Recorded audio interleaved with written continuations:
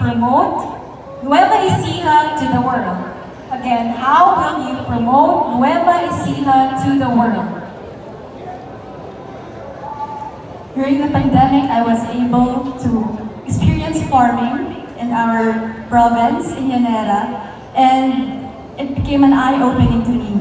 And I would use that experience for me to promote Nueva Ecija to the world by embodying the culture of Novo Ecijanos and by illuminating its the light and the hope and the strength that we have during, especially for the past 221 years, we've seen Nueva Ecija rise and fall. And I know that at the end of the day, I will be able to fulfill the purpose, and that is the purpose to become a passionate Nueva Ecijana. Thank you.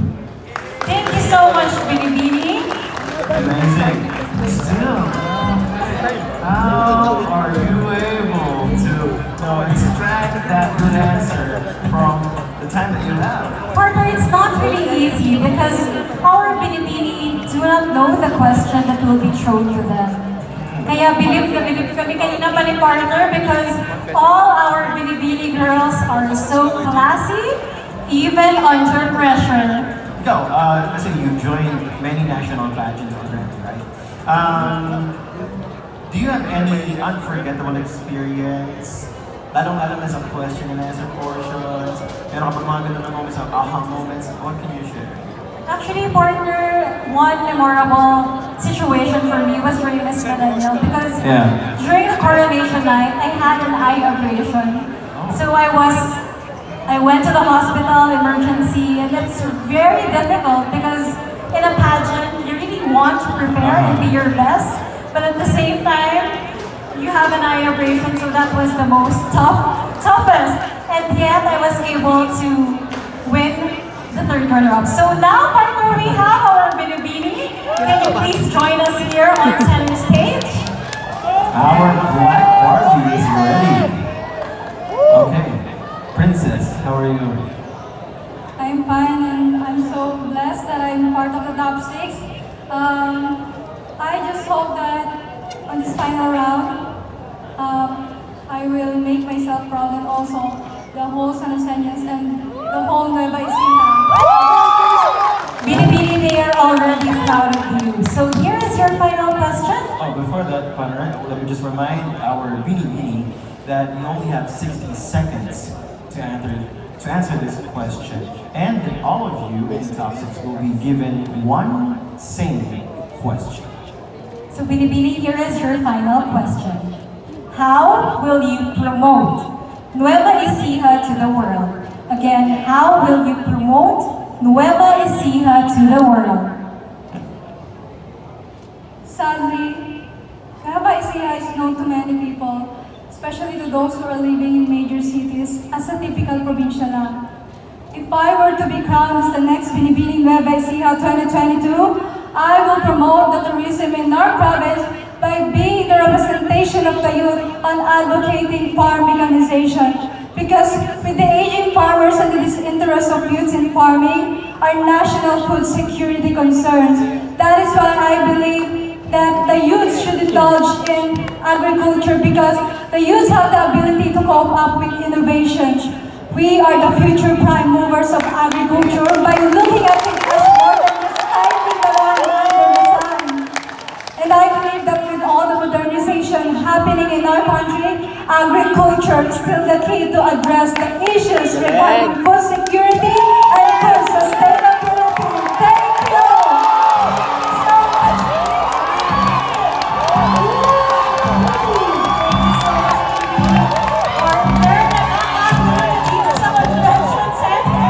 What can we say? They are a very good reminder. We are in Nueva Ecija. That's why we are experiencing things this good tonight. And partner, I really agree with our Binibinis because we know Ecijanos should really stand together with our farmers, with our LGs, with our government in working hand in hand to improve our province and agricultural province. And of course, for those who are watching here and at home, I'm sure that they are also learning so much from the ladies tonight and from this experience. Kasi yun naman yung purpose, di ba? Lalong-lalo na ngayon that pageantry, especially in the country, has taken so much meaning to the lives of many people. That is why dapat lang din ma-maximize natin yung purpose ng ganitong mga patimpala. Kaya sa mga nanonood po, dito man sa ating bulwagan o sa ating mga bahay dyan, yan. Sagad natin, aralin natin yung mga lessons.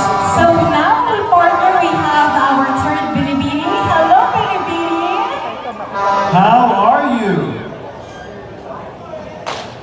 Medyo natanggal na po yung kaba. Okay, before we ask your question, let me just remind you that for this round, this is the final round, right?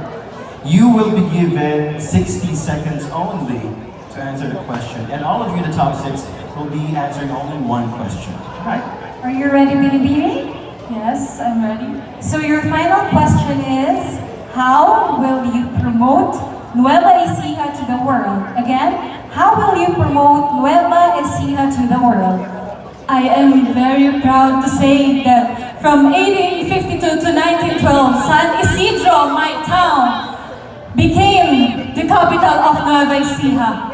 And after the revolutionary capital Malolos, Bulacan was captured by the Americans, Nueva Ecija became the capital of the Philippines. That's why I am projecting to say that this is the main reason why Nueva Ecija belongs to the 8 race of our Philippine flag. Aside from its known rice granary of the Philippines, Nueva Ecija became the center of agriculture. And I am here confident and ready to hold the torch above all Novo Ecijano for your shadows, for our shadows to be recognized not only here in the Philippines, but to the whole wide world. Thank you! Thank you so much, Binibini. And indeed, partner, it's very special because we are celebrating as well ang unang sigawan ng Nueva Ecija. So this is the first successful pride of the revolutionary force of the Novo Ecijanos that really reflects the heroism, bravery of all the Novo Ecijanos. And of course, ito yung pinakamagandang pamamaraan. One of the best ways that we celebrate that with the whole province, di ba? And also, this could be the best way that we define the beauty of Nueva Ecija right here, literally, di ba? Kasi ang gaganda talaga ng mga nila. At saka nabanggit ng ating Binibini that Nueva Ecija is also one of the 8 rays of the sun in the Philippine flag. Kaya we are very proud to be Novo Ecijanos. Okay. So now we have our next Binibini. Hello Binibini, how are you? I feel very happy because finally I'm in the last part of the competition and I am one step closer to my hopes and dreams. Well, just a few reminders. This is the last round, and you will be given only 60 seconds to answer a question. And all of you in the top 6 will be given only one question. Binibini, are you ready? So your final question is, how will you promote Nueva Ecija to the world? Again, how will you promote Nueva Ecija to the world? I have been an English teacher, and most of the time I ask my Japanese students if they want to travel to the Philippines. Almost all the time they said yes.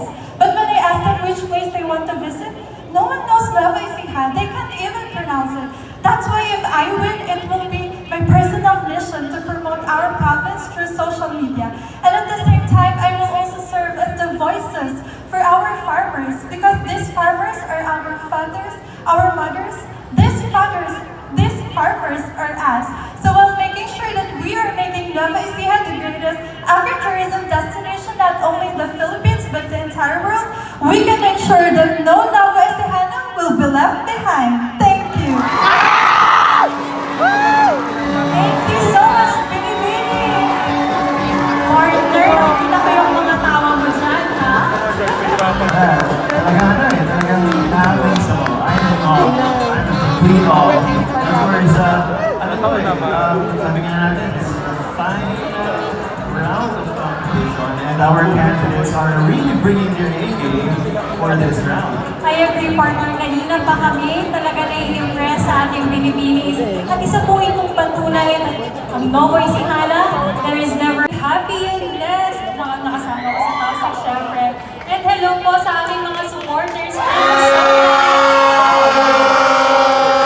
partner, a few reminders for our Binibini. Okay, Binibining number 7, here are a few reminders for you. This is the final round.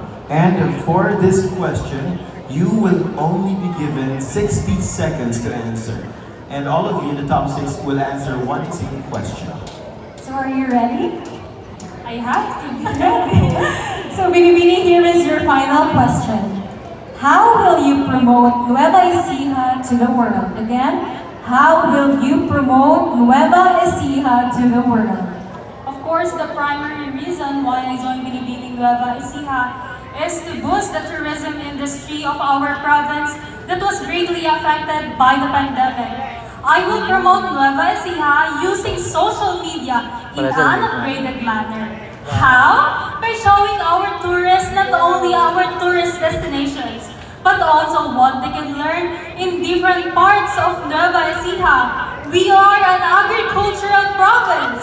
We could offer agricultural and life-sustaining tour to our tourists. Sa Nueva Ecija, nag-enjoy ka na, ay marami ka pang natutunan sa agrikultura. Kaya tara na sa luntiang probinsya ng Nueva Ecija. Thank you so much, Binibini. The competition is so excited. Don't worry, always happens kasi kami kasi excited itong lahat. Grabe no? Meron na agad tagline. Medyo may tagline na agad. And also, partner, I am so excited because we are seeing the ambassadors of our province, Nueva Ecija. And not just our ambassadors, but someone who will really stand for our farmers, for the Nueva Ecija, for our agricultural sector. Kaya nakakatuwang masaksihan natin this great batch of Binibinis. I agree. At syempre, sa mga nanonood sa amin online mula sa iba't ibang panig ng Pilipinas, opo, inanyayahan po namin kayo dito sa aming probinsya ng Nueva Ecija. Kaya po, kung nyo na patagalin, bisitahin na po dito ang Nueva Ecija. So partner, we have our next Binibini, Binibini 18. Hello, how are you? I just feel really grateful. I'm actually speechless, but this is actually really blood and sweat because I have a business that I run in the morning and I have a job at night. So coming here, attending every event and competition is really a challenge. So I'm very grateful to be part of the top 6. Well, it's here. Congratulations for making it here. Well deserved. Now, before partner Micah asks you the question, I just have a few reminders for you.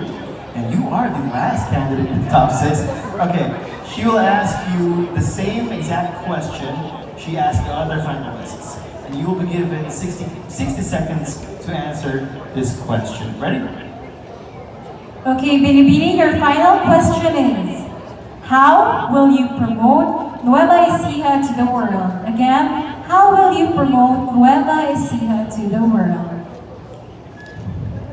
I would promote Nueva Ecija to the world because this is a very beautiful province to live in terms of agriculture and heritage. And also, this is a very progressive province. We are rich in commercial industry. I myself is a small entrepreneur here in Nueva Ecija. So I encourage everyone to become an entrepreneur so we can lower down unemployment and boost our economy so that we can raise our economic integrity, not just in the Philippines, but in the world. Nueva Ecianos, let's join our hands together in rebuilding our province, our hope for a better tomorrow. Good evening, Nueva Ecija. Thank you so much, Binibini. And there you have it. All right.